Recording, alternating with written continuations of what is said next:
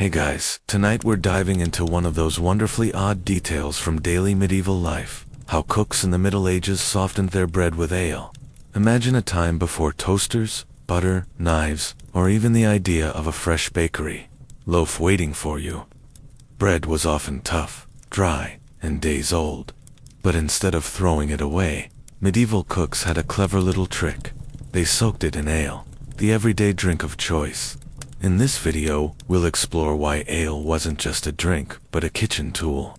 How hard bread could be transformed into something edible again, and what this says about the resourcefulness of medieval households. Along the way, we'll wander into smoky kitchens, wooden bowls on rough-hewn tables, and the curious bond between bread and ale in medieval Europe. And before we start, tell me in the comments which city you're watching from, and what time it is where you are right now. I love seeing people all around the world enjoying this boring slice of history together at the same time. When we think about bread today, most of us picture something soft, light, and freshly baked, perhaps even still warm from the oven. In the medieval world, bread was just as central to daily life, but it was rarely soft in the way we imagine. Bread was the foundation of every meal, not simply a side dish. It was baked in large communal ovens, often shared by several families in a village, and once removed from the flames, it had to last. For many people, especially those living in towns and villages, far from constant supplies of fresh flour, bread was something that could not be wasted. A loaf might sit for several days, slowly becoming tougher with each passing hour. Medieval bread was usually darker, denser, and more substantial than the refined loaves that came later. It was often made with a mixture of grains, including rye, barley, and oats, depending on what was available. Sometimes it contained ground peas or beans, all blended into a heavy dough that would sustain a worker through long hours in the field. This bread filled stomachs, but it was not always pleasant to chew. By the second or third day, a loaf could be as hard as wood. People joked about stone bread, and indeed, gnawing on it could hurt your teeth if you were not careful. But bread was too precious to discard. In a society where famine was never far away, every scrap of food was valuable. This is where medieval ingenuity came in. They learned how to make stale bread edible again. One of the simplest and most common solutions was to soak bread in liquid. This was not just done out of necessity, but also out of habit. A medieval meal almost always included some sort of broth, soup, or pottage, a stew of grains and vegetables, cooked slowly in a pot over the fire. Thick slices of old bread were placed into the bowl first, and then the hot liquid was poured over the top, softening the crust and turning the bread into a hearty base. In some cases, bread was not just a vessel for food, but the plate itself. A piece of stale bread, known as a trencher, was used as the foundation for meat and sauces. By the end of the meal, the trencher would be soaked through, making it soft enough to eat. But there was another liquid, far more common than soup or broth, that could rescue bread from its stony hardness: ale. Ale was the everyday drink of the medieval world. It was safer than water, nourishing, and consumed by people of all ages. From morning until night, mugs of ale were passed around tables, shared among family members, servants, and guests. It was so ever-present that it became a natural companion to bread. When faced with a loaf that was too dry to chew, a cook or diner would dip it directly into ale, softening it enough to swallow. This might sound unusual to us today, but in the medieval kitchen, it was entirely ordinary. Bread and ale were bound together not only in the diet, but in the culture itself. In fact, the phrase bread and ale was often used to describe a basic, humble meal. To say that a man had his bread and ale was to say that his most essential needs were met. Imagine the scene: a smoky, timber-framed hall with rushes scattered across the floor, a wooden table set with rough pottery bowls, and a jug of ale placed in the center. Around the table sat workers, weary from the day's labor, breaking off chunks of stale bread. One would dip his piece into the ale, watching the bubbles rise as the crust softened, then chew slowly while the fire crackled in the background. There was no sense of waste or complaint, only the quiet rhythm of survival, the sharing of food that had sustained generations. It is in this simple act, the dipping of bread into ale, that we catch a glimpse of how medieval people approached daily challenges with creativity. They did not have endless supplies of fresh ingredients, nor could they afford to discard what was imperfect. Instead, they found ways to stretch what they had, turning the hard and the dry into something edible, even comforting. The deeper one looks into medieval kitchens, the more one realizes how central bread was not simply as food, but as a canvas for other foods. In towns and villages alike, bread was rarely consumed in the neat, fresh form we imagine today. Instead, it often became stale after a day or two, and rather than waste it, cooks found clever ways to revive it. Ale, with its warm malty notes, was often poured over thick slices of hardened loaves, softening their texture and adding a richness that water alone could not provide. It was not only practical but flavorful, a reminder that necessity often inspired the most enduring culinary traditions. To appreciate this, picture a long trestle table in a medieval hall, perhaps lit by flickering torches or the steady glow of a single hearth fire. A cook, tired from hours of tending to cauldrons and spits, reaches for a jug of ale. The bread, baked 2 days before, has grown tough and dry, almost inedible by itself. Yet by soaking it briefly in ale, the cook transforms it into a pliable base for stews, pottages, or even roasted meats. What would have been discarded becomes a dish both filling and comforting. Ale itself was not considered a luxury. It was a common drink, consumed daily by men, women, and even children, since it was often safer than drinking water. But its use in cookery gave meals a depth of flavor, a slight bitterness tempered by sweetness, which bread alone lacked. Recipes from old household accounts and monastery records mention sops and ales, simple dishes where bread was submerged and softened before being eaten with spoons. For peasants, this was a thrifty solution. For nobles, it was sometimes the first step in more elaborate dishes, where ale-soaked bread might later be topped with spiced sauces or minced meat.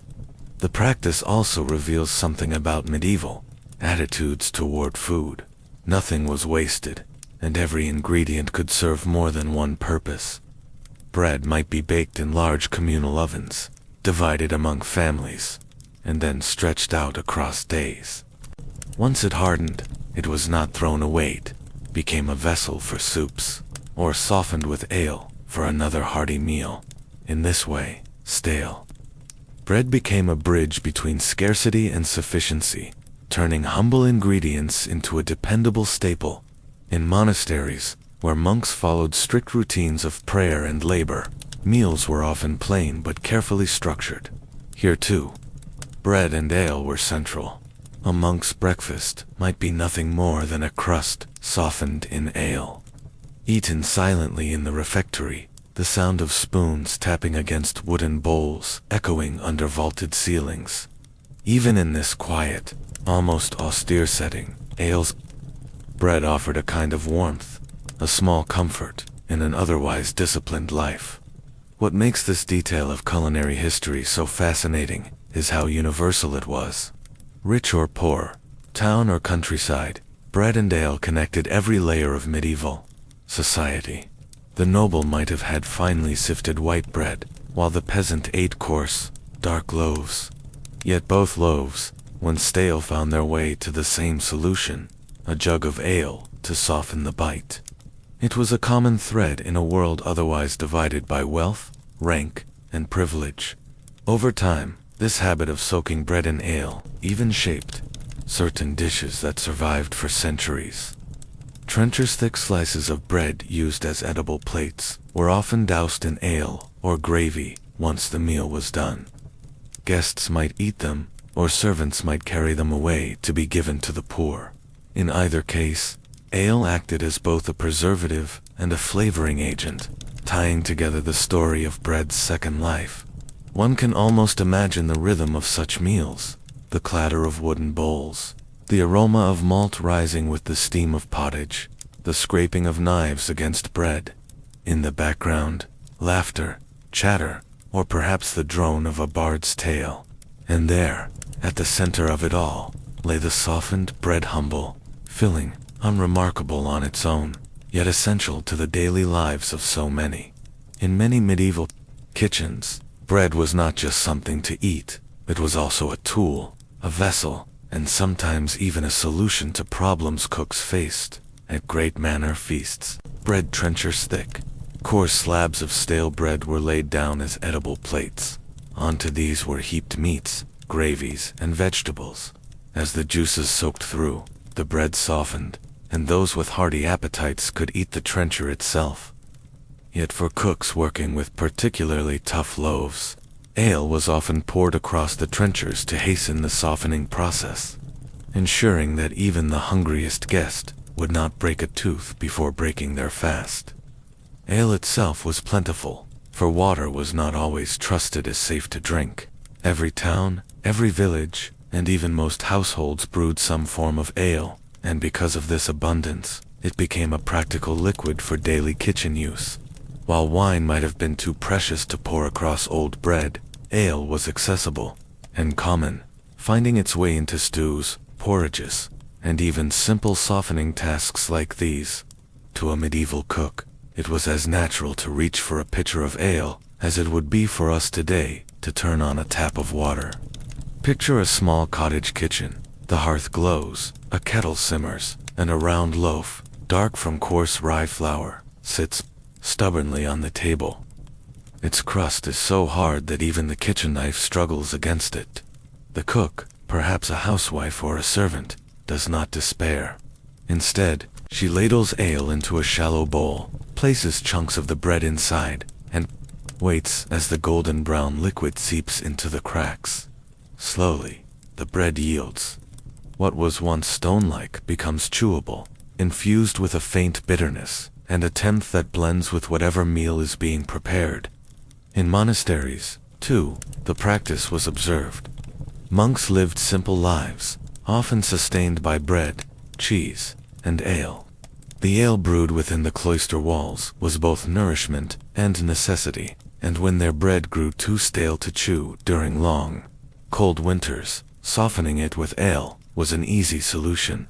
It was not considered wasteful, it was practical, and in keeping with the medieval belief that nothing edible should be discarded if it could be transformed into something useful again. The flavor that resulted from bread softened with ale was not unwelcome.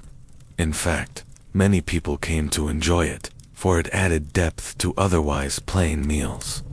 A piece of rye bread softened in ale might be topped with onions, or dipped again into a pottage of peas. Even among the wealthy, flavored breads appeared at tables, and though they had access to finer grains and fresher loaves, the mingling of ale and bread remained part of the culinary tradition. It was, in its own way, a bridge between necessity and taste. Over time, recipes emerged that relied on this blending of ale and bread. Early puddings, for instance, sometimes used ale-soaked bread as a base, enriched with dried fruits, spices, or a touch of honey if the household could afford it. In other cases, cooks poured warm ale directly over crumbs to create nourishing drinks for the sick or elderly who could not manage solid food.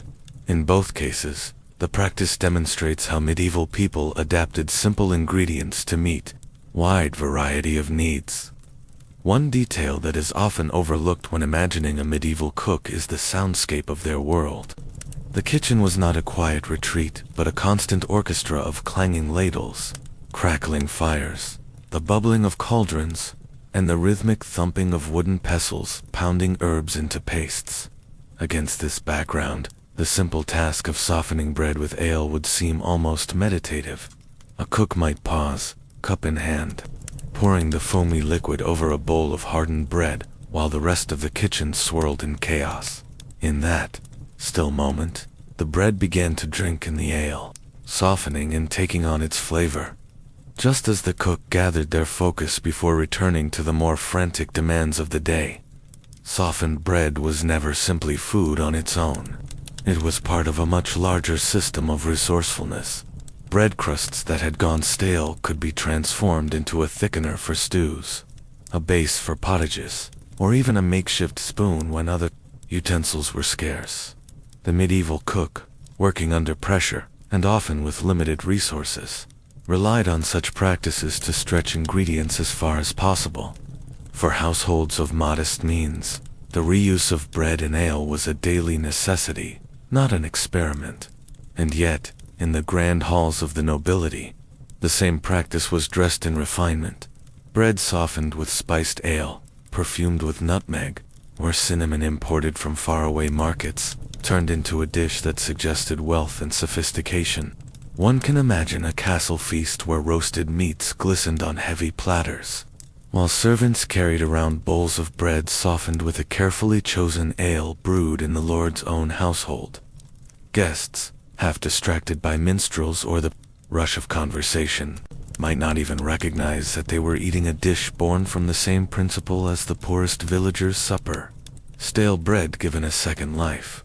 Here lies one of the quiet truths of medieval food culture, that necessity and luxury often met on the same table, separated only by the quality of spice or the richness of the ale.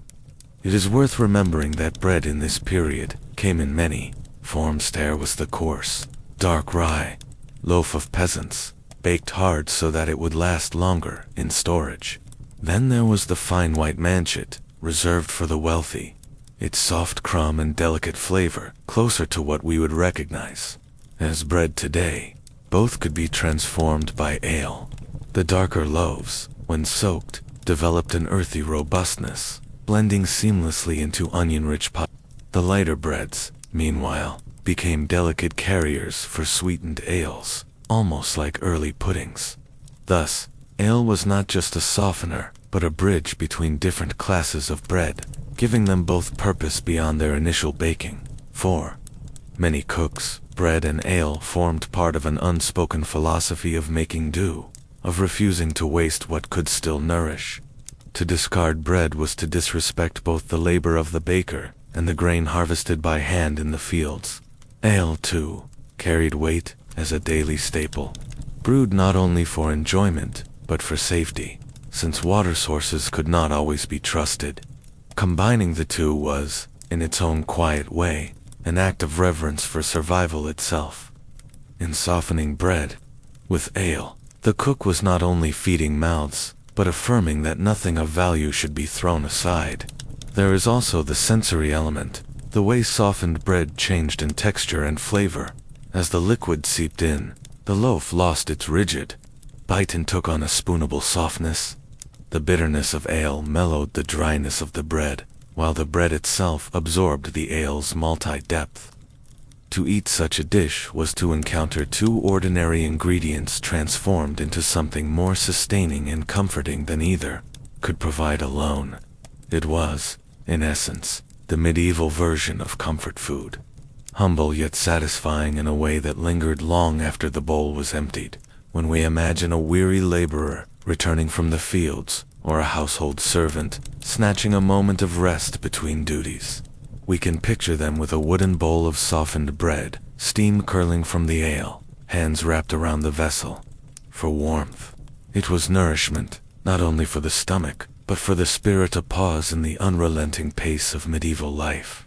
And in the grand kitchens of castles, where fires never ceased and feasts never truly ended, it was a reminder that even amidst abundance, the simplest food traditions endured, carried forward by the quiet wisdom of cooks who knew how to honor every crumb. One of the more curious details about bread in the medieval kitchen was not just how it was baked, but how it was kept soft long after it had left the oven. A freshly baked loaf, warm and fragrant, was of course delightful on the day it was made, but within hours, especially in the cool and drafty homes of Europe, that bread began to harden. Without preservatives or the luxury of constant baking, most households had to make their loaves last for days at a time. The trick, then, was in reviving what had gone stale. And here is where ale, that ever-present companion of medieval life, came into play. Ale was not just a drink. It was a practical liquid with surprising culinary uses. If bread became too hard to chew comfortably, a cook might pour a little warm ale over it, letting the yeasty liquid seep into the crumb. The transformation was almost magical. The once stiff loaf softened, taking on a warm, malty flavor that was both nourishing and filling. For peasants, this was not an indulgence, but a necessity. Bread could not be wasted, and ale was cheaper and safer to consume than water. But the practice was not only found in humble cottages. In the grand kitchens of manors and castles, the use of ale-soaked bread became a foundation for certain dishes. Stews were often thickened with hunks of bread softened in ale, then stirred into the bubbling pot. Trenchers, the thick slabs of stale bread used as edible plates, were sometimes softened with ale to make them more palatable at the end of a meal. Guests, who wished could eat their trenchers once they had absorbed the juices and sauces of the feast, while the less fortunate might receive those ale-softened remains as alms later in the day. There was also a cultural rhythm to this practice. Ale was brewed in nearly every household, especially before the dominance of larger breweries, and it came in varying strengths. The weaker small ale, with low alcohol content, was often given to children and servants. This lighter ale was particularly useful for bread softening, as it would not overwhelm the flavor of the loaf, but merely restore its chewiness. Stronger ales, by contrast, were saved for drinking or for celebratory meals. In this way, even the very act of reviving bread with ale reflected the careful balance of thrift and resourcefulness that characterized medieval domestic life. What might surprise us today is how common such adaptations were in a world where nothing could be wasted. Recipes from surviving cookbooks of the late Middle Ages show that cooks were encouraged to think practically. If bread was too hard, soften it. If ale was flat, cook with it. If meat was tough, stew it slowly. Food was not merely eaten, it was managed, coaxed, and stretched to its fullest potential. Bread and ale, those two cornerstones of medieval survival, found themselves paired again and again in both humble and sophisticated forms. And so, a simple loaf of bread, past its prime, was given a second life. The softening of bread with ale was more than a trick of the kitchen. It was a quiet reflection of a society built on resilience, ingenuity, and the steady rhythm of daily survival. One curious detail about bread in the medieval period is that it was not all created equal.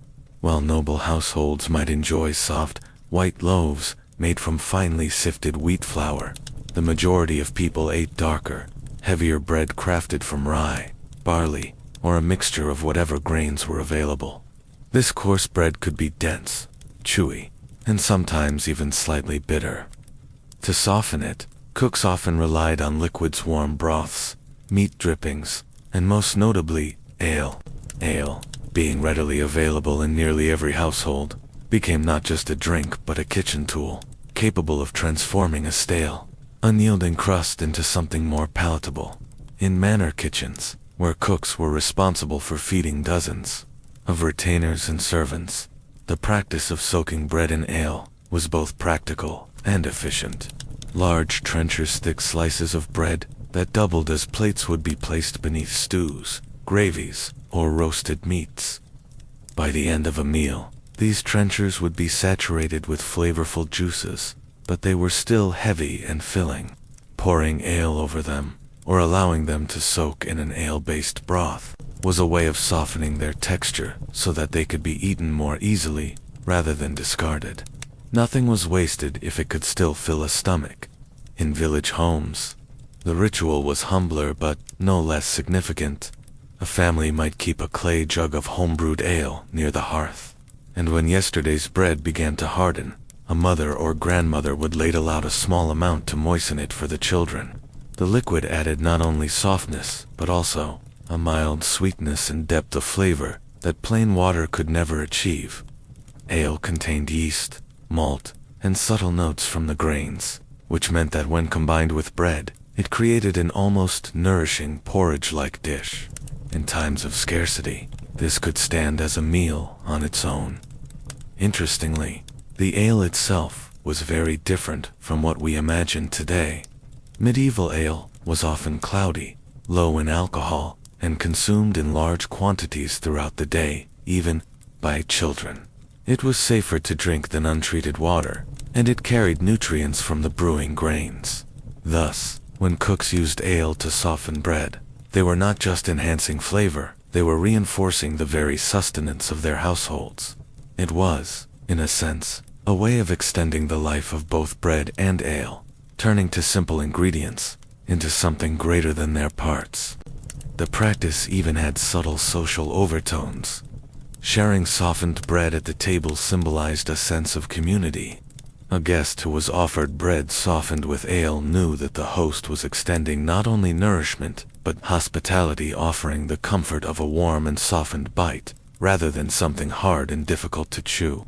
In monasteries, where strict rules governed the kitchen, ale-soaked bread was sometimes given to the elderly monks, who no longer had strong teeth to manage the tougher crusts. In this way, ale became a quiet symbol of care and inclusion, used to ease the hardships of age or poverty. From a culinary perspective, softening bread with ale also set the foundation for more complex dishes. What began as a simple act of moistening crusts eventually evolved into recipes like pottage or soups, where bread was intentionally torn and soaked in ale or broth as the main feature of the dish. These were early forerunners of what we might think of as soups or stews today. They reveal how necessity-making stale bread edibles slowly transitioned into tradition and then into cuisine. And perhaps the most fascinating element is how ordinary the practice was. Medieval cooks did not think of softening bread with ale as unusual or inventive. It was simply what one did when bread grew hard. The act was woven into the daily rhythm of life, a background gesture that sustained households in times both lean and plentiful. Yet, in examining it now, we glimpse the resourcefulness and practicality of a world that wasted very little and found flavor in the simplest of combinations. Medieval cooks, in their own quiet way, were resourceful artisans who constantly sought ways to extend the life of the bread they baked. Bread was not just food. It was a cornerstone of survival, and in villages where flour stores were limited and mills ground only in certain seasons, bread took on a near-sacred role. The problem was that bread did not remain soft for long.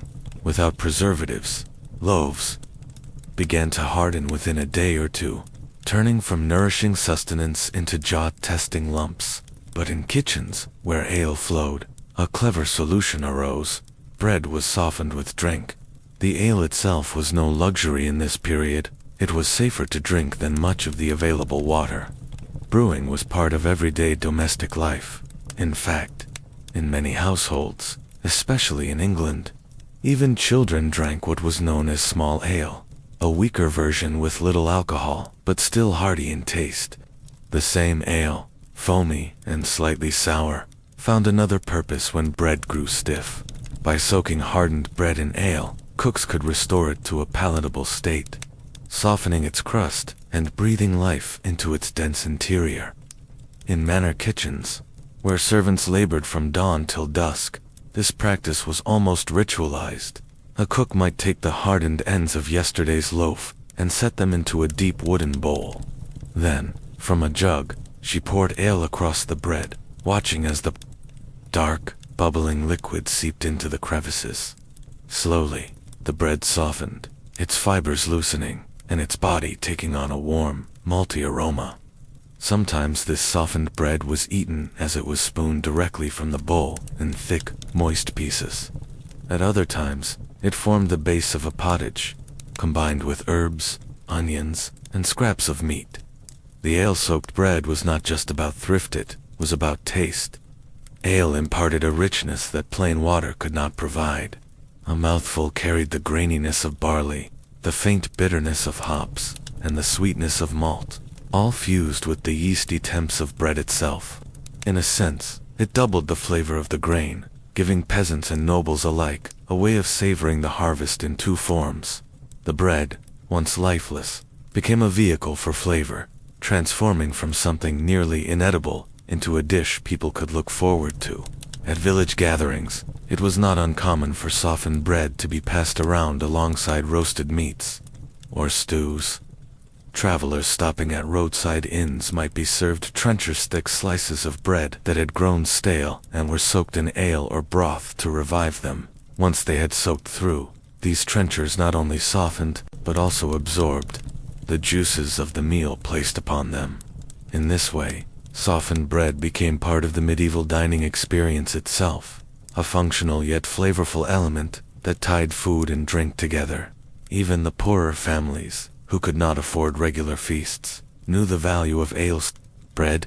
On winter nights, when the hearth burned low and the pantry was nearly empty, a mother might crumble yesterday's loaf into a clay pot and pour over a ladle of warm ale. She would stir it slowly, perhaps adding a pinch of salt if she had it, until the mixture resembled a thick porridge. This humble meal might lack the grandeur of roasted fowl or spiced pies, but it filled bellies and carried enough warmth to comfort a household through long, cold nights. The practice also reflected the rhythm of medieval brewing. Ale was not brewed for special occasions alone. It was made in cycles, often weekly, and thus, it was always at hand. Its abundance made it natural to use in cooking, and in many recipes of the time, bread and ale appeared side by side, ale for soaking, bread for thickening. Monasteries, where brewing was a craft perfected by patient monks, made much use of this pairing. Their kitchens, fragrant with barley mash and roasted grains, turned hardened bread into soft fare, both for the monks themselves and for the poor who came to the gates seeking food. To understand why this was done so often, one must picture the texture of medieval bread itself. Unlike the airy loaves of today, medieval bread was heavy, coarse, and often flecked with bits of unmilled grain or ground peas. Fresh from the oven, it was satisfying and filling, but after a day, it could be difficult to chew. Hard loaves were not wasted, they were transformed. Ale did not simply moisten bread, it elevated it, making it once again central to the meal rather than a cast-off. Thus, in section 1 of our exploration, we see how something as ordinary as a jug of ale and a stale loaf became an answer to hunger, to thrift, and to flavor. The kitchen table of the Middle Ages was not only a place of nourishment, but of ingenuity, where cooks, through simple acts, stretched the usefulness of their resources. Bread softened with ale was more than a trick of survival. It was a habit, so ingrained in medieval life that it lingered in countless forms: soups, trenchers, pottages, and quiet bowls of comfort, shaping the daily rhythm of how people ate and lived. The role of bread in medieval daily life cannot be overstated, and to understand why cooks took such care in softening it with ale or broth, we must picture the everyday scenes of preparation in kitchens both grand and humble. In many small cottages, bread was not simply baked once and eaten while fresh. It was often prepared in large batches, when fuel for the oven could be afforded, or when communal bakehouses were scheduled to be used by different families in turn. This meant that loaves might sit for several days, growing progressively drier, tougher, and less appealing to chew. Yet for households with limited resources, there was little room for waste, and every scrap of hardened bread had to be repurposed into some useful form of nourishment. In wealthier households, especially those attached to castles, monasteries, or large manor estates, bread appeared in a greater variety of forms. Fine white loaves made from sifted wheat flour, sometimes referred to as manchet, were prized for their soft texture and were usually reserved for lords, nobles, or honored guests. Below this tier came the cheap breads, made with coarser flour that still offered decent texture but carried more bran and a heavier crumb. Finally, there was the dark, dense maslin or rye bread, eaten daily by the common folk. These darker loaves, when fresh, could be hearty and sustaining, but as the days passed, they became particularly stubborn to soften. It was precisely these lower-tier breads that benefited most from a soaking in ale or pottage, and it was here that cooks showed their ingenuity. Ale, unlike the stronger beers of later centuries, was a mild, lightly fermented drink, often consumed daily by men, women, and children alike. Because water was not always the safest to drink, ale was brewed in almost every household, and it was readily at hand. Its slightly yeasty flavor and faint sweetness made it not only palatable, but also useful in cooking. When stale bread was placed into a shallow dish and a cook poured warm ale over it, the transformation was immediate. What moments before had been hard and brittle became soft, fragrant, and easy to break apart with a spoon. But cooks rarely stopped at simple softening. They often seized the opportunity to stretch meals further, seasoning the ale-soaked bread with herbs from the garden: parsley, sage, or thyme, adding scraps of onion, garlic, or salted meat, if any happened to be available. In this way, what began as a solution to the problem of hard bread evolved into countless variations of nourishing dishes. These might be served as a first course in a noble hall, or as a main meal in the cottage of a plowman. Even monasteries, where strict routines governed daily life, incorporated softened bread into their meals. Records from medieval monastic accounts occasionally describe the distribution of SOPs, which referred specifically to bread soaked in liquids, sometimes in ale, sometimes in broth. These SOPs were a way to stretch supplies and to ensure that nothing went to waste in communities where dozens, if not hundreds, of mouths needed feeding daily. The practice also carried a symbolic element in religious life, for bread had spiritual significance as well as practical sustenance. Interestingly, softened bread was not only consumed for sustenance, but also served as a method of presenting or delivering flavors in a dish. Medieval cooks often used thick slices of bread as trenchers, essentially edible plates. These trenchers, after absorbing the juices of roasted meat or the gravies of stewed vegetables, became richly flavored. Diners, who had the means, sometimes discarded them after the meal, passing them to the servants or the poor waiting at the gates of the manor. Yet, in humbler households, nothing was discarded. Trenchers themselves were softened again in ale or broth, transforming into the foundation of yet another meal. It is worth pausing here to imagine the sensory experience of such meals. The ale carried a faint tang, and when warmed it released a comforting aroma that mingled with the smoke of the hearth and the scent of herbs drying near the chimney. The bread, once brittle, gave way under a spoon, releasing its nutty or rye-like fragrance. A family gathered around a rough wooden table would have found comfort not in extravagance but in the steady reliability of bread made edible again. Children, especially, would have delighted in these softened morsels, for tough crusts were often too difficult for them to chew. Beyond the home, the use of ale to soften bread extended into taverns and inns, where weary travelers sought sustenance after long journeys. There, cooks frequently prepared hearty pottages, thickened with bread, a practice that blurred the line between food and drink. A traveler could take up a spoonful of softened bread enriched with ale and herbs, and it would serve both to fill the belly and quench the thirst. This dual purpose made such meals highly practical, especially in times when efficiency of both food and fuel was paramount. The social aspect of softened bread also deserves mention. In medieval culture, sharing food was an act of fellowship, and the breaking of bread held deep symbolic meaning. A bowl of softened bread passed around a table was more than sustenance, it was a gesture of inclusion. Even the humblest household could offer a guest a portion of ale-soaked bread, a small but meaningful expression of hospitality.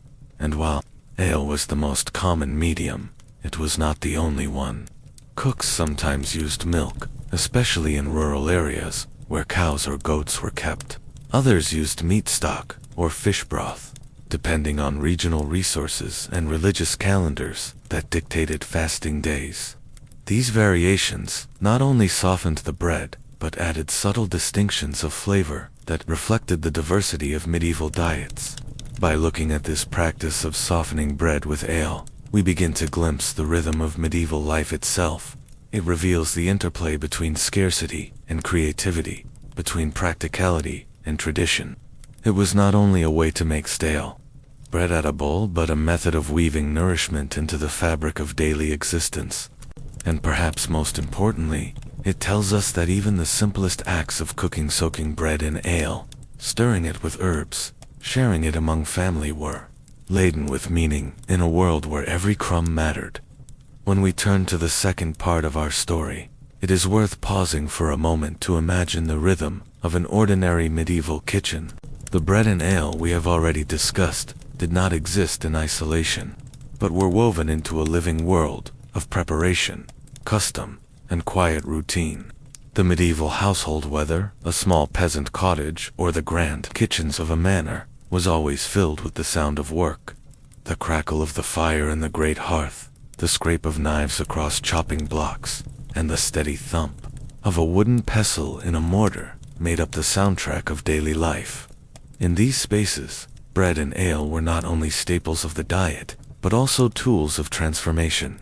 Stale bread could be given a second life, softened with ale, milk, or broth, and turned into soups, puddings, or sauces that stretched the food supply and reduced waste. To waste bread in the medieval world was unthinkable. Bakers worked tirelessly, often rising before dawn, to prepare loaves for their communities. Bread was sacred, both in the religious sense connected as it was to the Eucharist and in the purely practical sense of survival. Every crumb had value.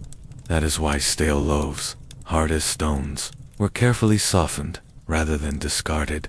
A crust that could no longer be bitten into directly might find itself transformed into pottage, a thick porridge-like dish that combined grains, vegetables, and softened bread into a sustaining meal. Ale, with its mild fermentation and liquid body, was a natural choice to revive these hardened loaves. It was cheap, accessible, and already present in almost every home. If you entered a kitchen in the later Middle Ages, you might have found a servant carefully breaking stale loaves into chunks, dropping them into a pot where warm ale simmered gently with herbs. The smell would be both sweet and earthy, malted barley from the ale mingling with rosemary or thyme picked from the garden. The bread, porous even in its hardened state, absorbed the ale slowly, softening into a thick mixture. With the addition of onions, leeks, or whatever scraps of meat were available, the dish became hearty enough to feed a family. But beyond the practicality, there was also a rhythm to this act. To soften bread with ale was not simply to cook it, was to honor the labor of those who had sown the grain, harvested the barley, brewed the ale, and baked the bread. It was a reminder that nothing in this fragile chain of survival should be wasted. In a time when hunger was never far from the door, this act carried both wisdom and necessity. We also find mention of bread-soaked dishes in medieval recipe collections. The Femme of Cury, a 14th century English cookbook compiled by the cooks of King Richard II, describes dishes in which bread is softened, strained, and blended into sauces. These sauces were thickened, not with flour or cream, but with the humble power of stale loaves. Ale was sometimes called for when a dish required both liquid and flavor, creating a rich base without extravagance. What we might see as a simple kitchen trick was, in their time, the foundation of everyday cookery. And it was not only peasants who made use of this method. Even in noble households, the practice of softening bread was common, though the context was different. At great feasts, bread served a second purpose. It was often used as a plate. These thick slabs, called trenchers, absorbed the juices of roasted meat and spiced sauces. When the feast was over, these soaked trenchers were not thrown away. They might be eaten by the household servants, or distributed as alms to the poor, waiting outside the manor gates.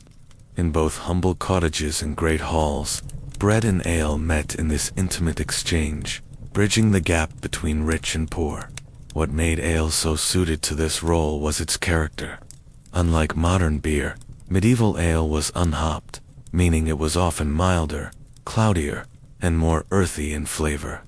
Brewed in small batches, it was consumed quickly before it could sour, and its gentle fermentation made it a safe drink in a world where water supplies were often contaminated. To pour ale over bread, then, was not simply to soften it, was also to preserve, to make safe, and to enrich. In this way, the medieval kitchen operated almost like a living workshop of transformation. Nothing was wasted, and everything found new life. The stale became tender, the hard became nourishing, and the simple became sustaining. And all of this unfolded not in grand declarations, but in the quiet, repetitive actions of daily life. The clatter of bowls, the rising steam from the hearth, the fragrance of bread and ale mingling together in the air. As we continue our slow journey through the kitchens of medieval Europe, it becomes clear that bread softened with ale was more than a convenience. It was a window into the very rhythms of daily life. Imagine, for instance, the sensory world of a manor kitchen in the early hours of dawn. The great wooden shutters might still be closed, keeping the chill of the morning air at bay, while the fire was coaxed back into life from the glowing embers left from the night before. A cook, often yawning and stretching stiff fingers, would set about preparing the day's meals. On a side table, yesterday's loaves of bread sat waiting. Their crusts, once crisp and satisfying, had now hardened, turning each slice into something almost tooth-breaking. Rather than discarding them, the cook would place them near a pot of gently warming ale, often flavored with herbs or even a hint of honey. Slowly, slice by slice, the bread was dipped, softened, and stacked in a wooden bowl, ready to be used as trenchers or as part of a pottage. In these early hours, this was not an afterthought. It was the first crucial step in transforming leftovers into nourishment. What is fascinating about this practice is how it highlights medieval ingenuity in stretching resources. Bread, after all, was never simply bread. It was both utensil and sustenance, both vessel and ingredient.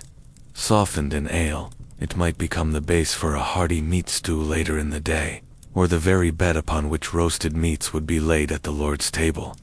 At the humbler table of the servants or peasants, the same softened bread would be broken up into a thick soup, flavored with onions, leeks, or wild greens gathered from the hedgerows.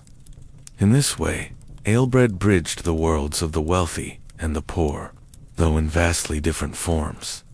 We also find references to this practice in scattered records from monasteries. Monks, known for their careful accounting of food supplies, often soaked hard bread in ale before consuming it. For them, it was not only a matter of thrift, but also of ease, as the softened bread was gentler on the stomach during fasting periods. Imagine the cloisters at twilight, the monks gathered in silence, each with a simple bowl of bread soaked in ale, eaten without ceremony, but with the quiet awareness that nothing was wasted within their walls. Another layer of this story lies in the flavor itself. Ale, in the medieval period, was not the strong, heavily hopped drink we know today. It was usually weaker, often brewed fresh every few days, and flavored with herbs known collectively as grute. These herbs, bog, myrtle, yarrow, rosemary, or even sagewood, infused their flavors into the ale. When bread was soaked in it, the result was a surprisingly aromatic bite, a mingling of earthiness, sweetness, and herbal sharpness. What may sound dull to us was, for the medieval palate, a small daily comfort. And so, kitchens across Europe echoed with the sound of cooks breaking crusts into steaming pots, of servants stirring cauldrons filled with ale-soaked bread, of children quietly dipping chunks of hardened loaf into a parent's mug of warm brew. The practice was not merely one of necessity. It was a ritual of continuity, an unbroken thread in the fabric of medieval food culture. Yet, as we step deeper into this history, it is worth noticing how bread softened with ale was never just about practicality, carried social meaning. To be offered softened bread at a lord's table was to share in the abundance of the household, while in the cottage of a poor family, the same gesture represented kindness and care. The act of softening bread bridged generations, classes, and even occasions of ritual. From harvest feasts to days of scarcity, the practice endured, its humble usefulness unshaken. As one moves further into the medieval kitchen, a deeper layer of cultural meaning behind softened bread begins to reveal itself. For the cooks, bread softened with ale was not merely a way to make food. Chewablet was also a way to stretch resources and avoid waste. Bread, after all, could grow stale within a single day, and in large households or monasteries, where loaves were produced in great quantity, there was always a risk of surplus. By dipping bread into ale, stale pieces could be revived, given a new softness, and transformed into something satisfying once more. In this way, the practice reflects not only culinary creativity, but also the values of thrift and resourcefulness that were highly prized in a society where famine was never far from memory. In many accounts, softened bread was also a sign of hospitality. A guest seated at a medieval table might be offered a trencher, a thick slice of bread used as both plate and serving dish. Over the course of a meal, juices from meats and stews would seep into the trencher, softening it naturally. At the end of the feast, the trencher could be eaten by the guest, gifted to the poor, or even given to servants. Ale-dipped bread occupied a similar cultural place, carrying with it the sense of shared nourishment.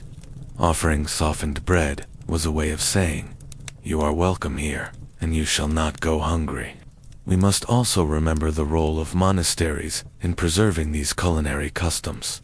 Monastic communities across Europe were responsible for brewing much of the ale consumed in the Middle Ages, and their kitchens often experimented with ways to make the most of every ingredient. Monks, devoted to a life of prayer and labor, viewed food preparation as part of their holy duty. Bread softened with ale would appear not only in daily meals, but also in care for the sick. In infirmaries, where elderly or ill monks struggled to chew hard crusts, softened bread provided comfort and nutrition. This practice tied together the sacred and the practical, illustrating how even the humblest dish could serve a higher purpose. Interestingly, the practice of soaking bread did not exist in isolation, but connected to a broader culinary theme of medieval Europe: the blending of textures. Softened bread could be worked into pottages. Thick stews of grains and vegetables are used to bind sauces. In recipe collections from the late Middle Ages, bread softened in ale or broth is often recommended as a thickener, proving that this was not a mere trick for survival, but also a deliberate culinary choice. It was a way to achieve richness without expensive imports like almonds or rare spices. Cooks, whether in bustling urban inns or quiet rural kitchens, understood that softened bread could bridge the gap between scarcity and abundance. The image of a medieval cook at work, therefore, is one of constant adaptation. Picture a cook in a stone-walled kitchen, the hearth glowing red with fire, a heavy pot suspended above the flames. At their side sits a wooden bowl of stale bread. A jug of ale, brewed from barley or oats, is poured slowly over the rough slices. The bread swells, softens, and transforms. Soon it is stirred into the pot, thickening a savory mixture of cabbage, peas, and bits of salted pork. The result is humble but filling, a meal that speaks to both ingenuity and survival. For the common people, this was the heart of daily sustenance, and yet, this custom also carried subtle differences across regions. In Northern Europe, where ale was the dominant drink, bread softened in ale was common, even expected. In southern regions, where wine was more abundant, bread might be softened in diluted wine or broth instead. These variations remind us that food history is never uniform. It is always shaped by climate, economy, and tradition. Still, the act of softening bread, whatever the liquid, represented a universal human response to the same challenge: how to make the most of what is available, turning the simple into something sustaining. Bread softened with ale was not only a trick of the cook, but a rhythm that pulsed quietly through the broader household. In many medieval homes, the morning began with the faint clatter of wooden trenchers being scraped clean from the night.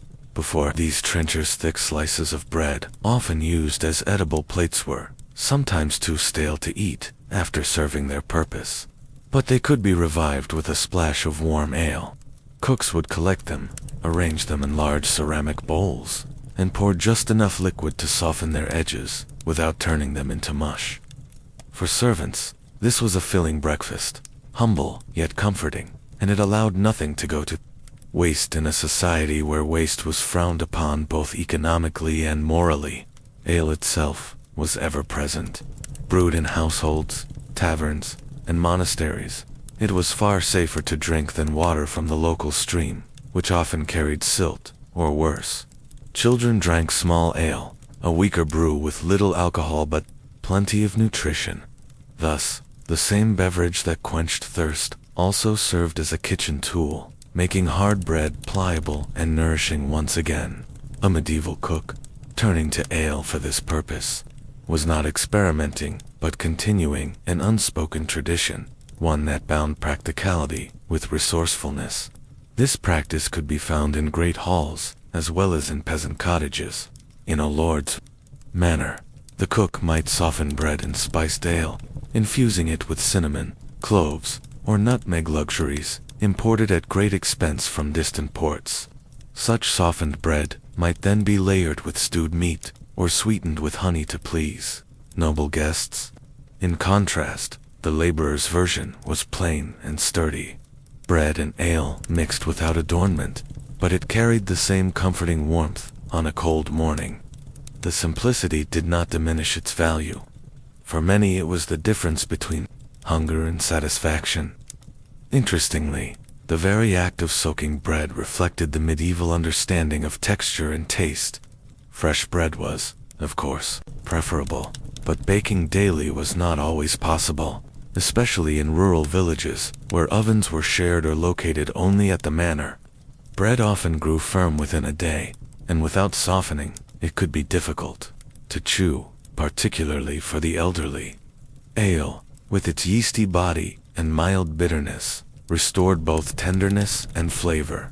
In this sense, bread softened with ale was not only sustenance, but an early form of culinary improvisation, a reminder that necessity often shapes tradition. In towns, where bakers sold loaves from wooden stalls, the morning scene might include workers purchasing yesterday's bread at a lower cost. These loaves, already beginning to harden, were destined for pots of ale back home.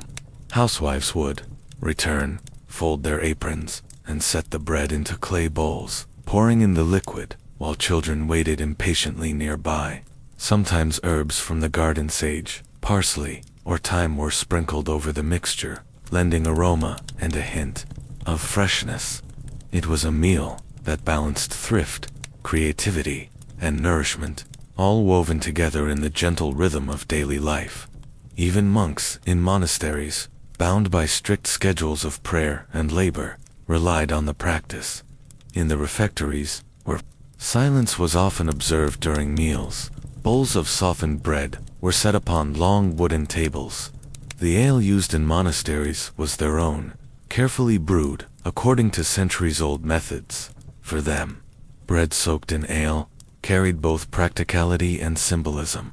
Bread and drink together, echoing sacred meanings of provision and sharing. One might imagine then how universal the sound was: the splash of ale poured onto bread, the slow softening of crusts, the aroma rising into kitchens, both grand and humble. It was not only a method for managing stale food, but also a reminder of how deeply intertwined bread and ale were in medieval life. One sustained the other, each lending strength to the body and continuity to daily routine. And so, When we think of medieval cooks softening bread with ale, we are not picturing a rare curiosity, but rather one of countless quiet habits that stitched together the fabric of daily existence. In these small gestures, pouring, softening, sharing lay a whole world of unspoken history, hidden in plain sight, waiting patiently in the corner of the kitchen hearth. As the hours of a medieval day wore on, the uses of ale in the kitchen only seemed to multiply. By the mid-afternoon, when market stalls were beginning to close and housewives hurried home with baskets of fish, onions, and rough barley flour, the cooks of great houses would already be simmering the evening meal. Here again, ale was often introduced as a foundation for stews, soups, or sauces. It was a common saying among kitchen clerks that ale softened what the knife could not, meaning that a splash of the liquid would transform even the toughest cut of mutton into something tender and palatable. Monastic kitchens, too, leaned heavily upon ale in their daily fare. The brothers in a Benedictine abbey, for example, might receive their bread ration in the refectory along with a small cup of ale, both blessed and portioned carefully. Yet beyond drinking, the ale was folded discreetly into the broth that accompanied the bread. This broth, light but sustaining, carried with it the scent of herbs from the cloister gardens, parsley, thyme, and sage balanced with the malted sweetness of the ale. For monks, this blending of bread and ale was not indulgence, but necessity, a means to stretch provisions while ensuring each brother had enough energy for the long hours of prayer and labor. Among city households, one might find a rather different approach. Bakers often sold loaves that were a day or two old at a discount, their crusts already beginning to stiffen. For poorer families, these stale loaves were still valuable, but they needed coaxing to become edible. Housewives would break them apart and soak them in warmed ale, sometimes adding a touch of honey or a sprinkling of dried fruit, if fortune allowed. The softened mass was served in wooden bowls to children and elders alike, a humble but filling dish that carried the warmth of both bread and brew. The interaction between ale and bread reached even into the guild system. Apprentices in baking guilds were frequently tasked with tending vats of ale, used for kitchen experiments. It was not uncommon for a master baker to test how different ales, light, dark, weak, or strong, might affect the texture of a dough. A darker ale, rich with roasted malt, lent both a color and a depth of flavor to the bread, while a paler ale might leave it mild, almost sweet. Such experiments were not recorded in grand cookbooks, for cookbooks of the age focused more on feasts than on daily bread. Yet in the quiet kitchens of guild halls, these small discoveries were passed down from master to apprentice, becoming a hidden tradition of craft. Even traveling inns leaned on the practice. A weary traveler might arrive at dusk, boots caked with mud from miles of road, and find himself seated before a wooden trencher, bearing a slab of meat, a crust of bread, and a mug of ale. The bread, already hard from its day of baking, would be dipped directly into the ale, softening it enough to absorb juices from the meal. To the traveler, this simple pairing was more than nourishment. It was comfort after hardship, the sign of hospitality extended in the simplest but most dependable of forms. One curious detail often overlooked is the way ale itself could vary so greatly between regions. In some towns, the ale was thick and almost porridge-like, brewed from grains that had not been fully strained. In others, it was thin and sharp, more akin to a modern beer, though still low in alcohol. These variations shaped the way bread was softened. A thicker ale created a porridge closer to a pudding, dense and filling, while a thinner ale created a broth that left the bread soft but intact. Thus, geography quietly determined the textures and flavors of the daily table, though few remarked on it at the time. This intermingling of bread and ale also carried symbolic meaning in certain contexts. In parish feasts or harvest festivals, bowls of ale-soaked bread were sometimes shared communally, each guest dipping into the same dish. The gesture reflected both abundance and unity, and acknowledgement that bread and ale, when joined, represented the heart of sustenance for the community. To share them together was to share in the very rhythm of life. And yet, for all its commonness, the practice was never considered mundane by those who relied upon it. A medieval chronicler once observed, half in jest, that ale without bread is hunger, and bread without ale is sorrow. The two were understood not as separate items, but as companions. Where bread provided solidity, ale provided fluidity. Where bread filled the belly, ale eased its passage. Together, they made survival not only possible, but tolerable. In an age where luxury was rare and hardship frequent, bread softened with ale was not only a household trick, but part of a broader web of practices that revealed how medieval people approached thrift, taste, and necessity. To truly understand this, one has to imagine the place bread occupied in daily life. For the poor, bread was survival itself. It was counted in loaves and crumbs, rather than luxuries, and when it went stale, it represented not just a minor inconvenience, but the dull ache of waste. Ale, meanwhile, was brewed in staggering quantities, sometimes weekly in households, and was often consumed in place of water because it was safer and had modest nutritional value. In many homes, ale was weak, closer to what we might call small beer, and made quickly from barley or oats. This meant that stale bread had a ready companion, and the marriage of the two was both practical and symbolic. It was the meeting of yesterday's food with today's drink. Ale did not simply moisten bread. It transformed it into a dish with new texture and weight, much like porridge. Such a bowl could stretch to feed children, workers, or even an entire family, making what might have been discarded into something filling. The practice also reveals something about how medieval people understood digestion. There was a persistent belief, shaped by humoral theory, that food needed balancing.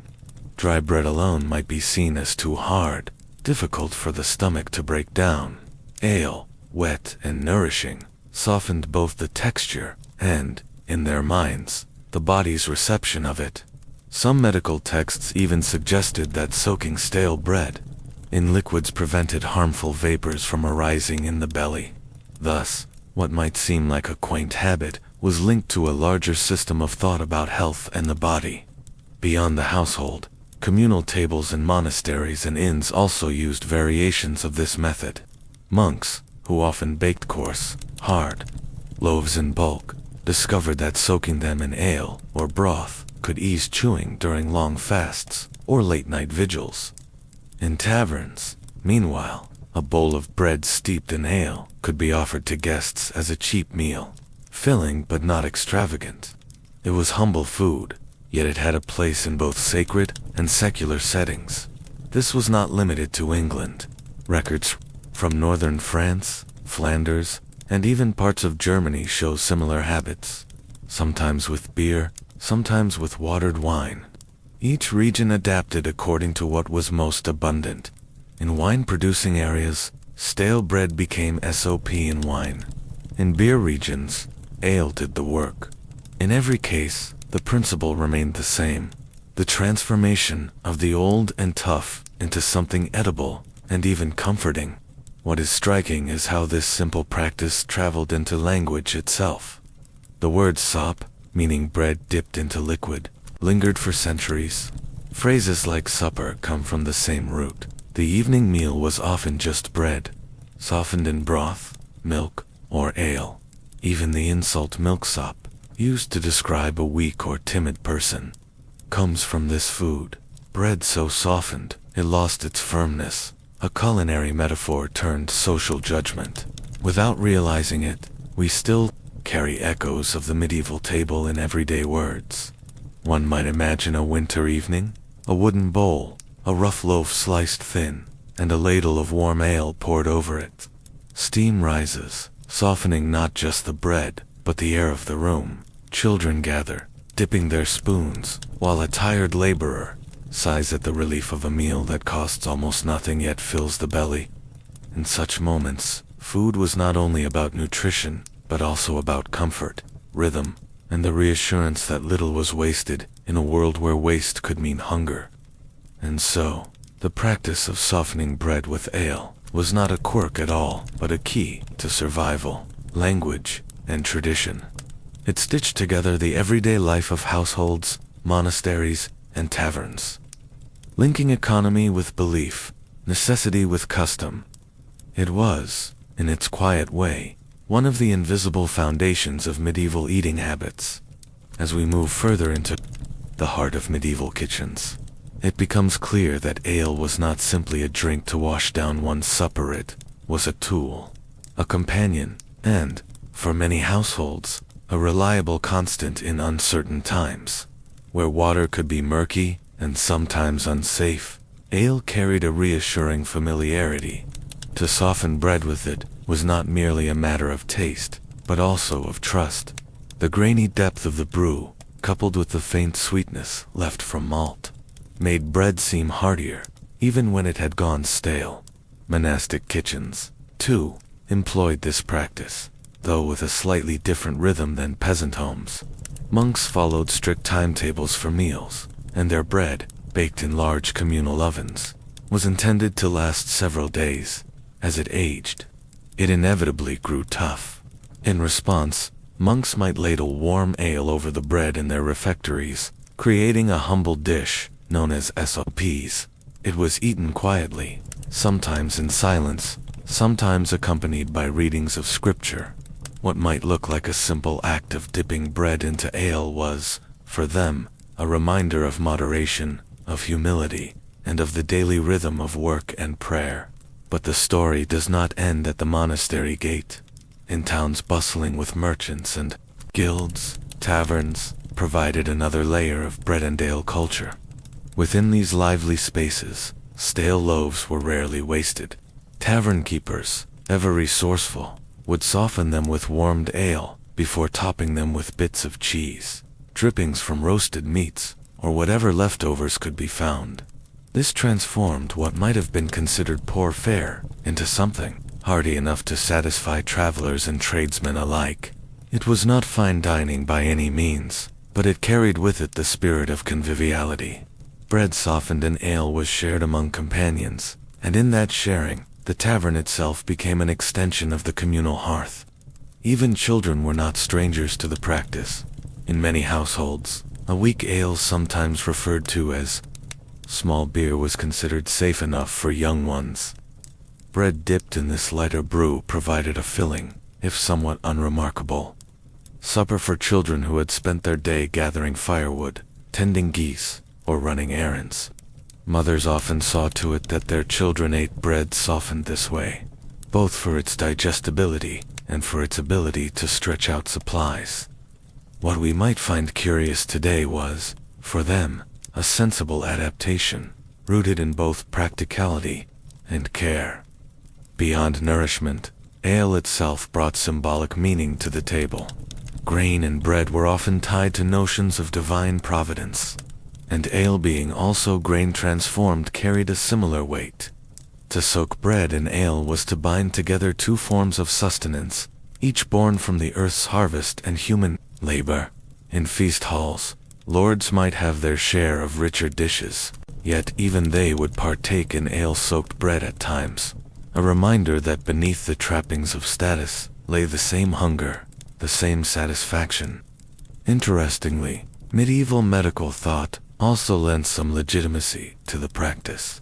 Physicians of the era, guided by humoral theory, often recommended foods that could be easily digested and softened. Bread moistened with ale was seen as less taxing on the stomach than hard crusts, particularly for the elderly or those recovering from illness. In this way, the ale-soaked loaf occupied a small place, not only in kitchens and taverns, but also in the advice of learned men who believed that diet was deeply linked to health and balance of the body's humors. As we picture these varied scenes, the monk in his cloister, the peasant by his hearth, the merchant in a bustling tavern, it becomes clear that the act of softening bread with ale was not bound to one class, one region, or one setting. It was, instead, a quiet unifier across the medieval world, linking the humble to the mighty through a shared need to make what they had last longer, taste better, and nourish more fully. And in that shared act, we catch a glimpse of the subtle ways in which food practices carried the weight of culture, belief, and survival. In some monasteries, the process of soaking bread in ale was elevated almost to ritual. The kitchen, often referred to as the fraterna coquina, worked under strict rules of order, and every task had its allotted hour.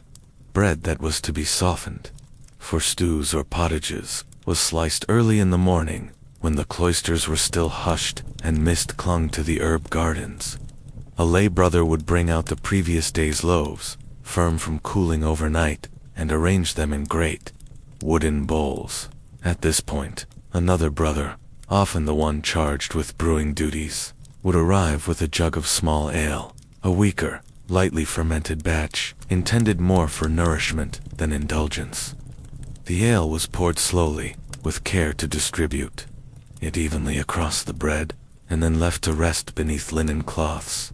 By the time the midday meal was served, the bread would have absorbed just enough liquid to achieve the desired softness without collapsing into soggy paste.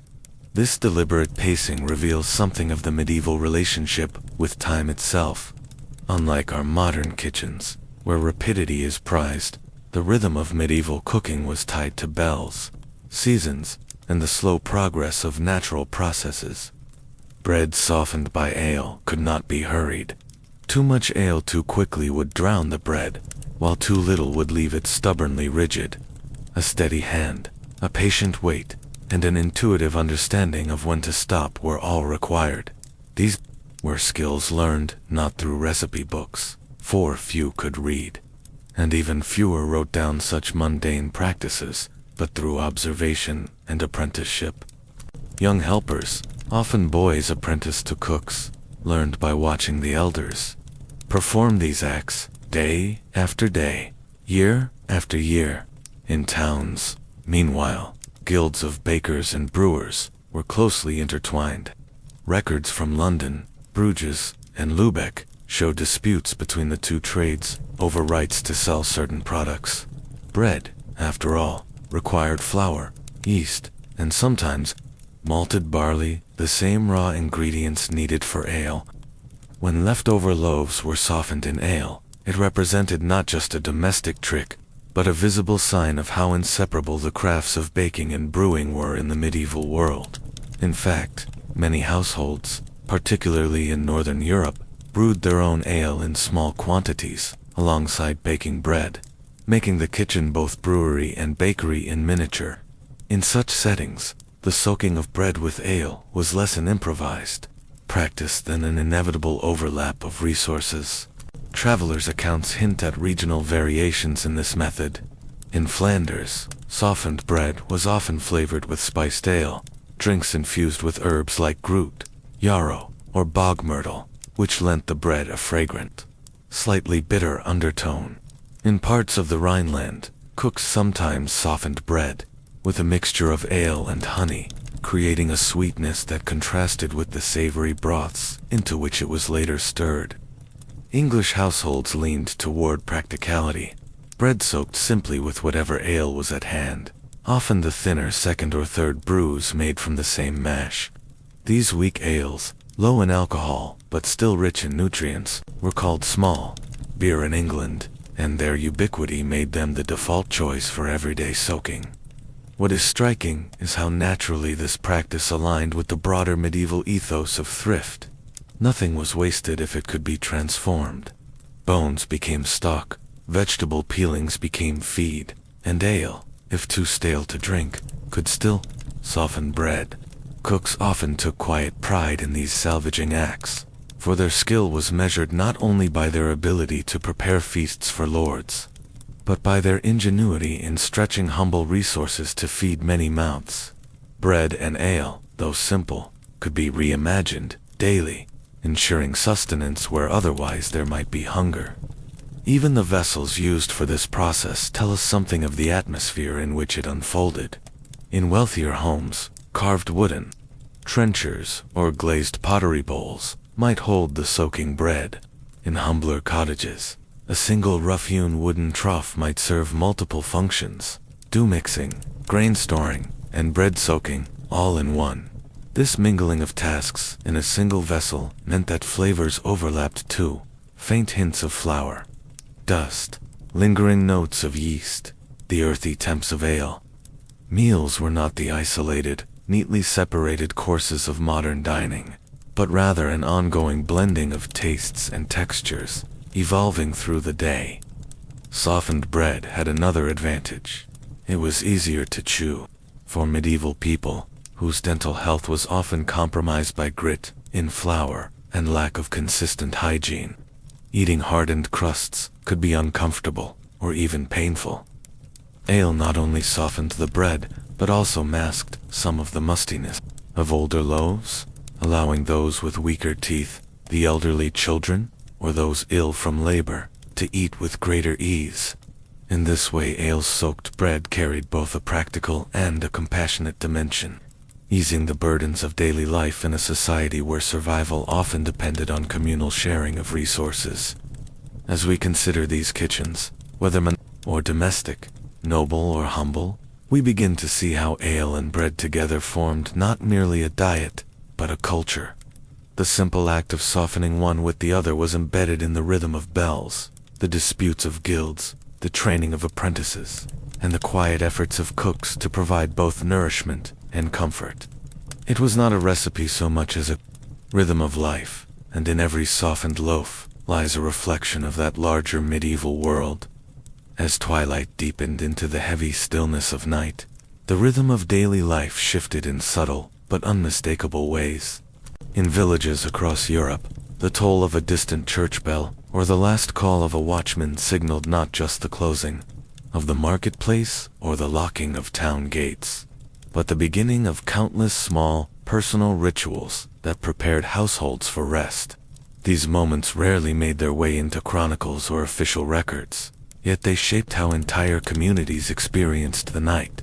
Inside cottages, the fire that had once blazed in the hearth was allowed to fade into embers, its glow soft and red, casting long shadows across wooden beams.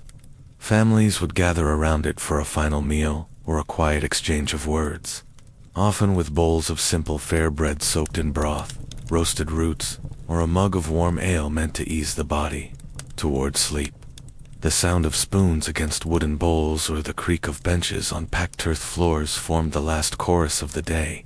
The preparations for bed themselves were never hurried. A child might be sent to fetch more rushes or straw to stuff into the bedding, while another carefully arranged furs or woolen blankets to block out the night's chill. In wealthier homes, a servant would move through chambers with a long-handled candle lighter, trimming wicks and placing small lamps so that the household could move safely through the dark. The soft hiss of a snuffed flame was one of those quiet markers of nightfall, sound more intimate than any clock. Beyond warmth and bedding, there was the question of comfort and ritual. In England, people sometimes placed sprigs of lavender or rosemary beneath pillows, believing that the scent encouraged peaceful dreams.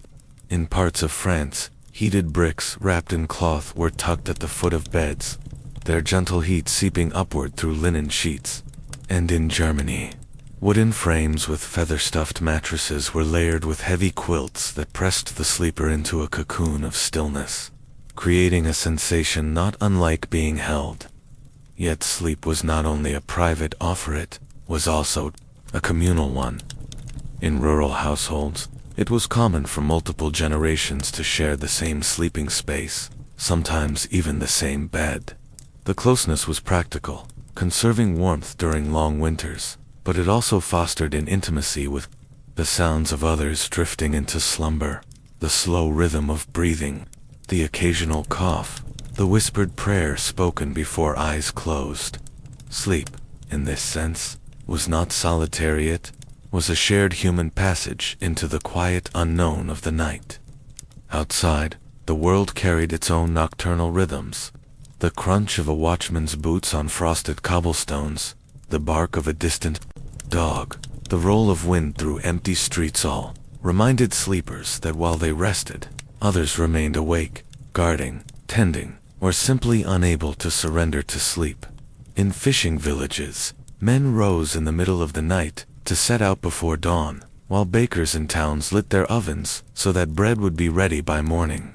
Thus, the night was never a blanket of silence, it was a woven fabric of labor and rest, of wakefulness and dreams. And so, as the hours passed, the idea of sleep time, innovations, bed warmers, herbs, layered blankets, was less about novelty and more about a deeply human desire to create a space of safety and ease in a world that often felt uncertain once darkness fell. As the 18th century deepened and towns grew denser, new challenges arose in the nightly rituals of comfort. It was not only the cold that plagued the sleeper, but also the sheer unpredictability of noise, light, and restless neighbors who shared thin walls or crowded tenements. In such environments, the role of sleep-time innovations began to broaden. No longer was it enough simply to warm a bed or chase away drafts. People now sought to create a small sanctuary of calm within an often chaotic world. In some cities, particularly in Northern Europe, families began experimenting with makeshift sound barriers. Heavy curtains of wool or thickly quilted hangings were draped not just over windows but even around bed frames themselves. These acted as primitive forms of insulation against both cold and clamor.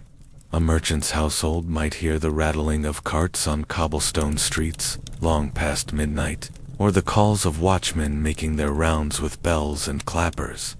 To soften this intrusion, families drew their fabric canopies tightly and imagined themselves sealed within a private cocoon, a space where the outside world could not intrude.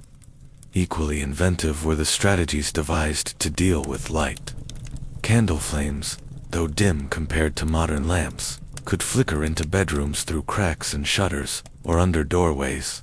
For those who desired true darkness, some turned to leather screens or double-layered shutters, painstakingly crafted to block out every glimmer.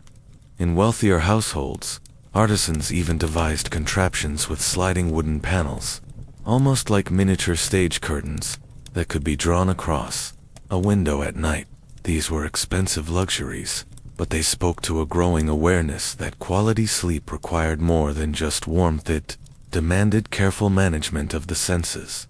Meanwhile, in rural districts, the rhythms of night were still closely tied to the cycles of nature. Farmers relied less on artificial noise barriers and more on the soothing patterns of silence, broken only by owls, crickets, or the distant barking of dogs. Yet even here, innovations crept in. Shepherds, for instance, sometimes fashioned small bells, not just for their flocks, but to hang upon cottage doors, so that the faint jingling might serve as both protection against intruders and a kind of steady lullaby. In places where wolves or thieves were rumored to roam, this sound could bring reassurance, allowing families to drift to sleep with a measure of peace. Interestingly, one of the most overlooked innovations of this era was the steady refinement of night clothes.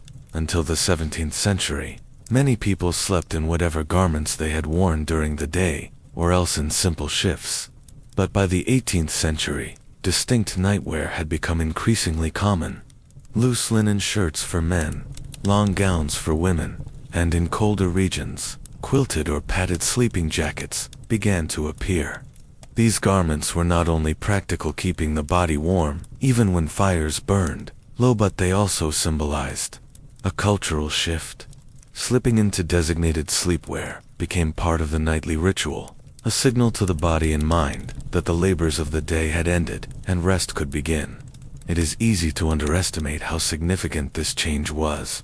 A padded nightgown could mean the difference between shivering restlessly through a freezing January night and achieving several hours of deep, restorative slumber. Some were lined with flannel, others stuffed lightly with down. Wealthy households commissioned embroidered designs, while poorer families patched their nightclothes from scraps. Yet the function remained the same: to turn this simple act of lying down into an intentional passage toward rest. Another layer of innovation appeared in the realm of scents and small comforts. Herbal sachets filled with lavender, chamomile, or hops were tucked into pillows or hung by bedposts. These were thought to calm nerves, ward off illness, and even discourage insects. The practice had medieval roots, but in the 18th century it became more refined, with apothecaries marketing sleep sachets as both practical and fashionable items. Some households placed sprigs of dried lavender directly between sheets, believing the aroma would keep away moths while simultaneously lulling the sleeper into relaxation. As all of these adjustments took hold, one can see how the 18th century night was transformed from a simple endurance of cold into a carefully orchestrated performance. Warming pans glided across sheets, curtains were drawn tight, shutters were latched, bells tinkled softly at doorways, and herbal scents floated faintly in the air. Every detail mattered. To sleep well was not only a private comfort, but a sign of order and dignity. A restless, freezing, or interrupted night could be seen as a failure of household management. Impression, no head of family wished to leave. And yet, for all this innovation, the night remained a realm of fragility. Fires could sputter out too quickly. Hot coals could burn holes in sheets if left untended. Curtains could smother rather than soothe, trapping too much smoke or stale air. Sleep, for all the effort invested in its preparation, was still vulnerable to disruption. That tension, the careful orchestration of comfort against the unpredictability of the dark, was what gave the nightly rituals of the 18th century their peculiar blend of practicality and poetry. As the 18th century moved toward its closing decades, the story of sleep and warmth entered an even more curious phase, with the Industrial Revolution beginning to ripple across towns and cities. Traditional practices of comfort began to collide with new inventions that promised efficiency, uniformity, and a touch of scientific precision. Yet, as often happens in history, the old ways did not simply vanish. Rather, they lingered, adapted, and often coexisted with the new, creating an era of overlap where one could find both the rustic bedpan of a rural household and the gleaming factory-made warming devices sold in urban shops. One fascinating example of this overlap can be found in the gradual refinement of metalwork.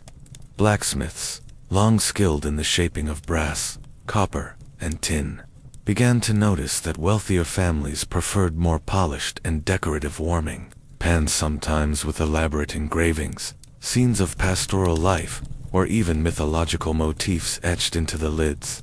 The pan itself remained much the same in function: heated coals inside, long wooden handle outside, but the artistry transformed the object into more than a tool. For certain households, it was a symbol of refinement, a marker that they not only valued warmth but valued it in a way that reflected fashion and social standing. At the same time, those in poorer districts were still making do with simpler means. A brick warmed in an oven remained, for many, the cheapest and most reliable companion to cold sheets.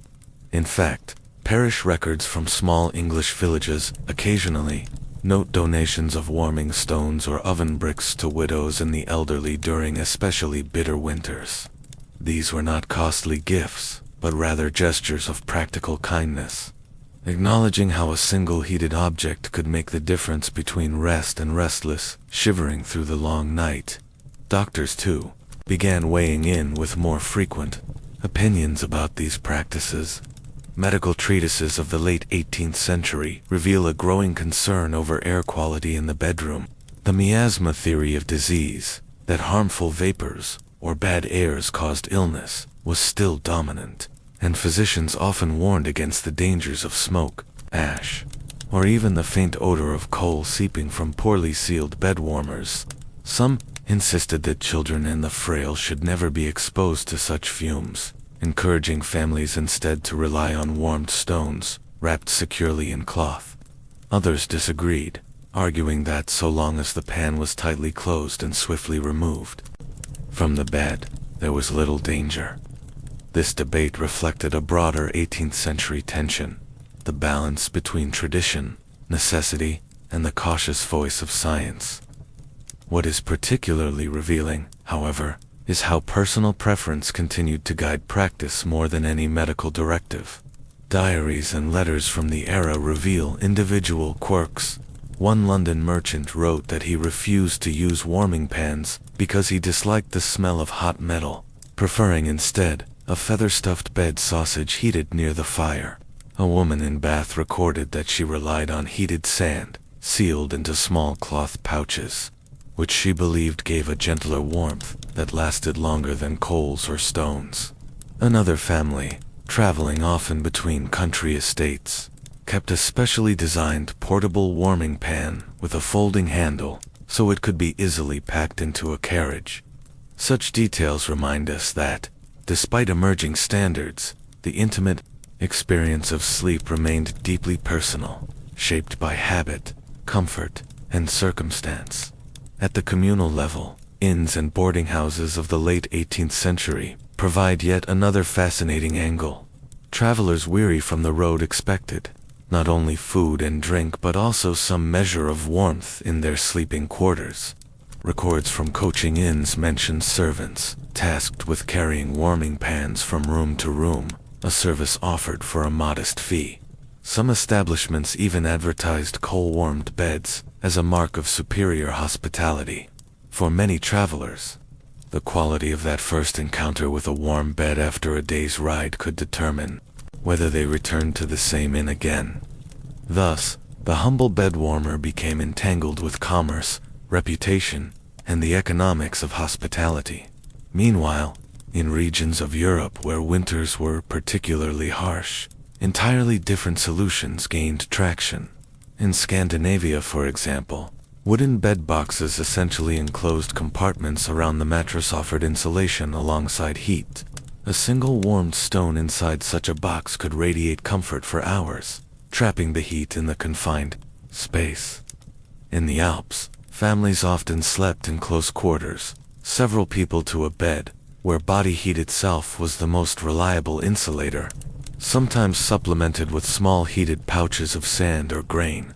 These arrangements, though shaped by necessity, also speak to a cultural acceptance of shared spaces, where warmth was not only physical, but communal. It is also worth noting how the rhythm of daily life tied itself to these nighttime rituals.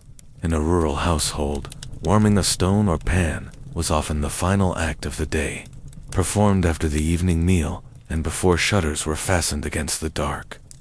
The glow of the hearth lingered as the last embers were coaxed into heating one more object, one more gesture of comfort before sleep. In an urban home, by contrast, servants might be dispatched with warming pans at a particular hour, sometimes dictated by the household's master clock. The sound of metal handles scraping lightly against floorboards, the faint hiss of heat meeting cool sheets, these were the auditory signals of night's arrival, for both poor and wealthy. The ritual of warming the bed formed a small but essential bridge between the labor of the day and the rest of the night. As the century progressed, writers and observers began to note how these practices reflected deeper questions about modernity. Was reliance on warming devices a sign of human ingenuity, conquering the environment?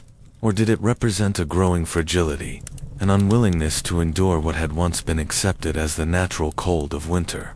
The 18th century was an age of debate, not only about politics and philosophy, but also about the seemingly mundane details of life. And so, something as simple as a warmed bed could become the subject of reflection, even criticism.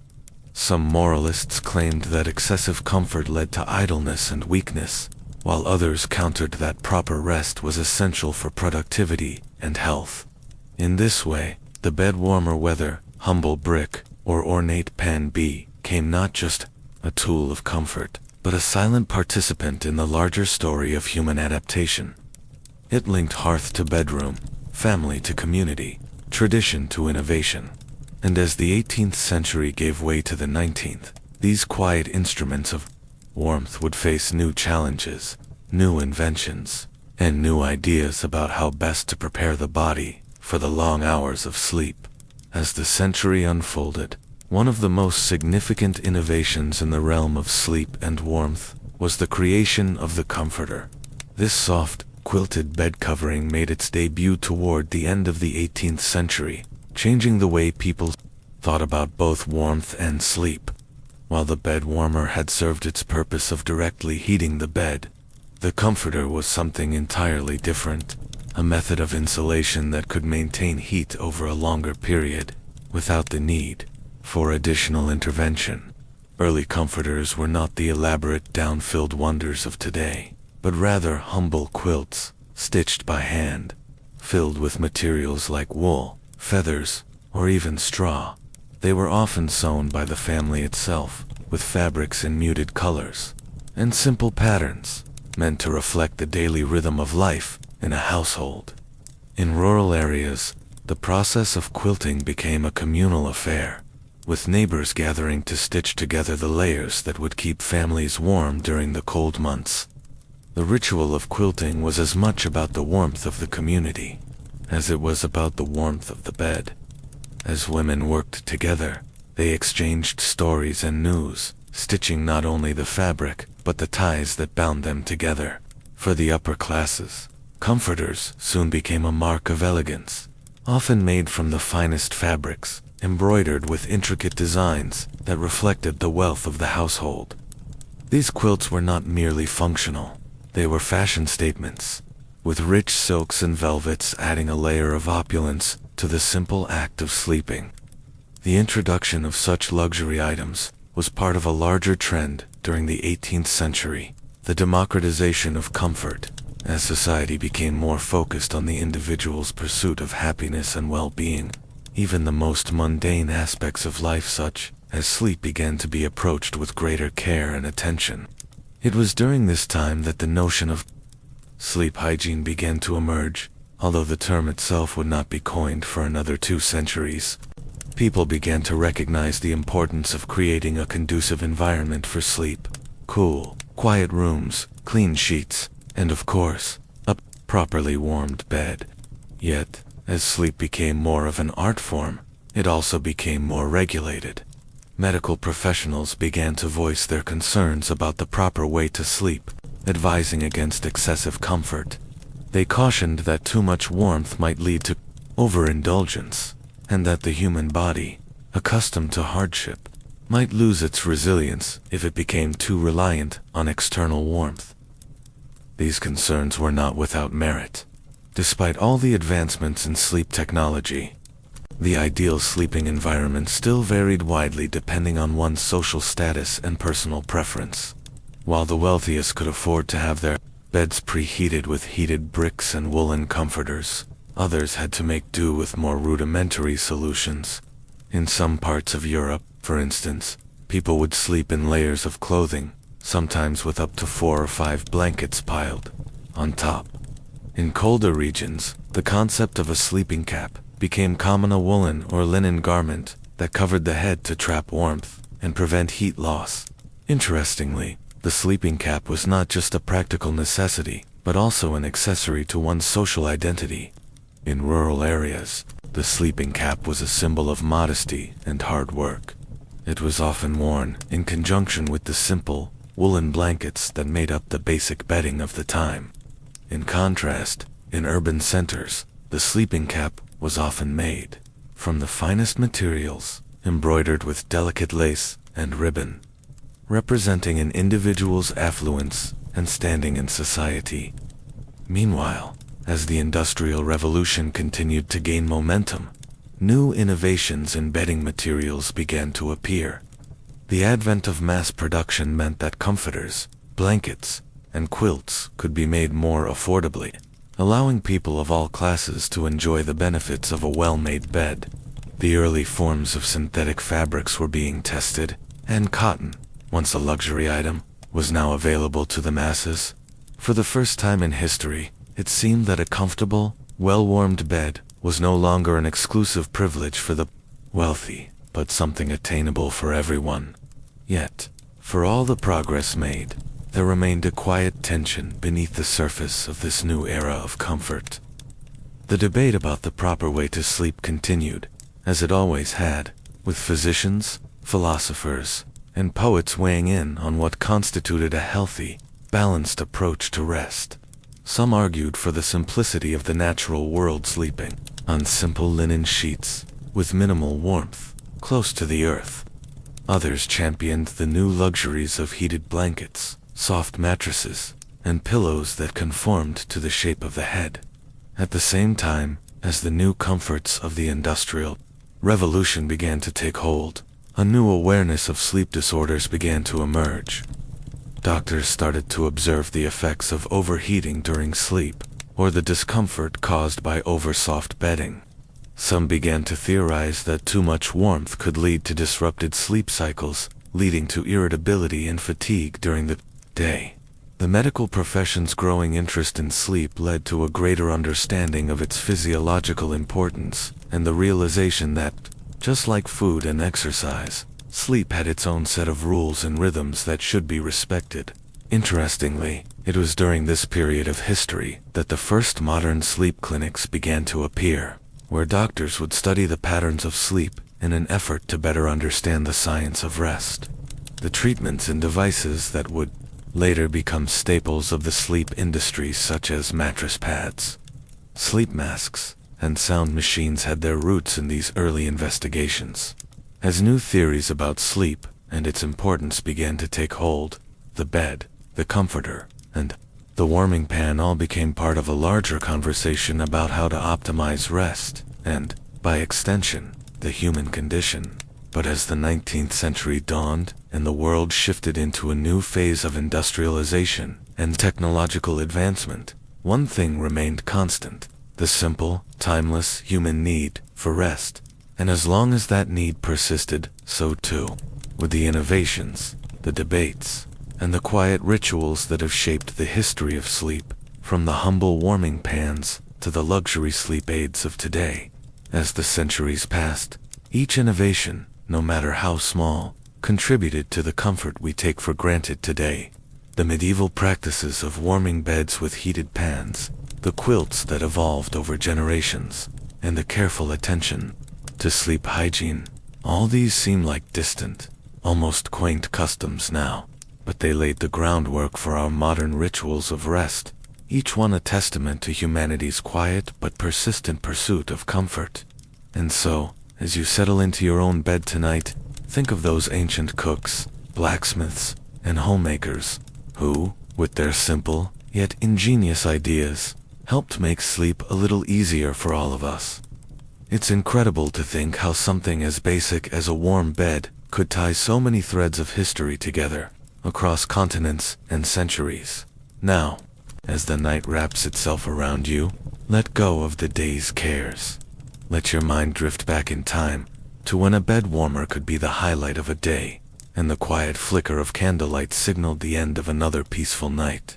Take a deep breath, relax, and know that the history of rest continues to unfold, just as it always has, one peaceful night at a time. And as the world quiets down around you, the warmth of history and sleep will keep you safe. Until next time, when we journey through another forgotten moment in time, good night and sleep well.